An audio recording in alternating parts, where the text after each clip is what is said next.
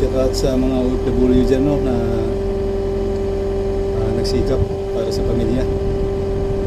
So laban lang tayo mga ka-OFW, mga bayaning Pilipino. Ganun na talaga ang buhay. Kasi kung sa Pilipinas hindi natin kayang kitain yung binabayad ng employer dito.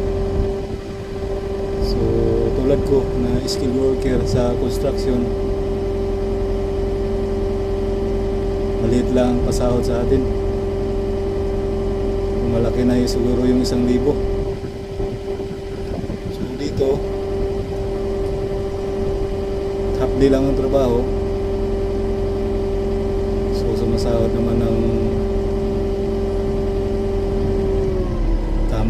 tama lang din. Kung walang utang, may utang pa kasi. So shout out dyan sa mga mahilig mangutang.